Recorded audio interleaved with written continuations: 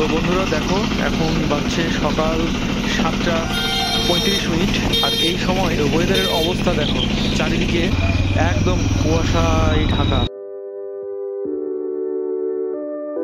এই সময় গাড়ি চালানোটা একটু রিস্কি, যার জন্য আমি গাড়িটা খুব বেশি রান করাচ্ছি না। 23শে জানুয়ারি নেতাজি সুভাষচন্দ্রের জন্মদিন, আমাদের স্কুলে পতাকা উত্তোলিত হবে, তার জন্যই আমরা কিন্তু স্কুলের পথে যাচ্ছি।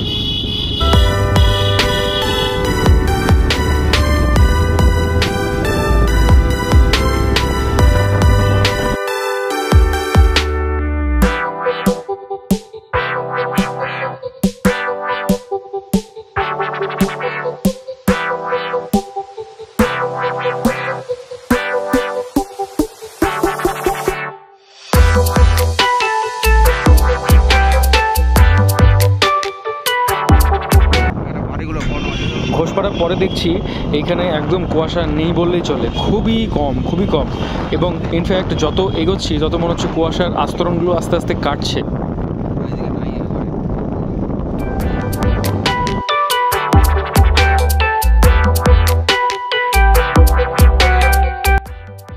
এবার সামনে রয়েছে হচ্ছে রেল ব্রিজ, আমাদের যে স্টেশন রয়েছে বুলবুলি স্টেশনের রেল ব্রিজ, এবং রেল ব্রিজের পাড়ে দেখো ভাই, এটা দেখার মতো হবে। আমি জানি, দেখো চারিদিকটা দেখো পুরো সাদা হয়ে আছে ভাই, এপার ওপার দেখা যাচ্ছে না, ব্রিজ তো অর্ধেক নাই হয়ে গেছে, দেখাই যায় না কিছু।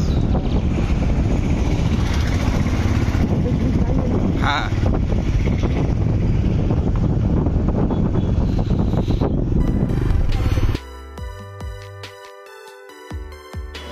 তো আমাদের স্কুলে আমরা পৌঁছে গেলাম। ছাত্রছাত্রীরা অনেকেই চলে এসেছে, টিচার্সরাও সব চলে এসেছে পতাকা উত্তোলন করার জন্য এবং রেডি হচ্ছে। তোমরা দেখতেই পাচ্ছ সামনে রেডি হচ্ছে, সমস্ত স্টুডেন্টরাও দাঁড়িয়ে রয়েছে।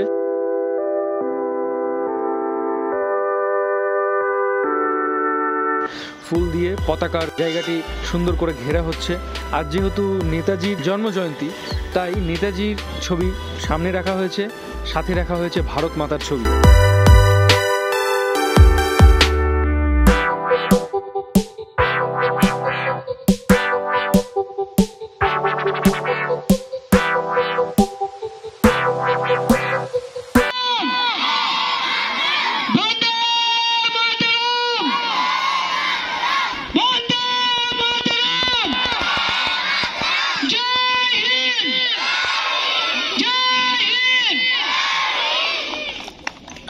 আমাদের পতাকা উত্তোলন হয়ে গেল।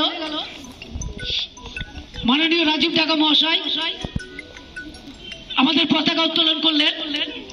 আজ 23শে জানুয়ারি নেতাজি সুভাষচন্দ্র বোসের জন্মদিন। সকাল 8টার মধ্যে পতাকা উত্তোলন পর্ব আমাদের কমপ্লিট হয়ে গেল এবং কমপ্লিট হওয়ার পরে আমাদের স্কুলের ক্ষুদে শিশুরা বক্তৃতা দেবে নেতাজির ওপর। নেতাজি একজন খুবই বড় মানুষ, সে ছিল ইংরেজদের মেরে সে হচ্ছে স্বাধীন করেছে দেশ আমাদের। তো হচ্ছে দেশ হচ্ছে স্বাধীন করেছে জন্য আমরা আজকের দিনটায় পতাকা ওড়াই সবাই মিলে। নেতাজি কিন্তু খুবই ভালো ছিলেন পড়াশোনায়, আর খুবই ইয়েও ছিলেন। একদমই ছোট বাচ্চা, যতটা বলেছে এনাফ বলেছে। তো তার বক্তৃতা দিয়ে আমরা আজকে আমাদের অনুষ্ঠান শেষ করছি। তো ভিডিওটি ভালো লাগলে লাইক করতে ভুলবেন না, চ্যানেলটিকে সাবস্ক্রাইব করতে ভুলবেন না। বাই।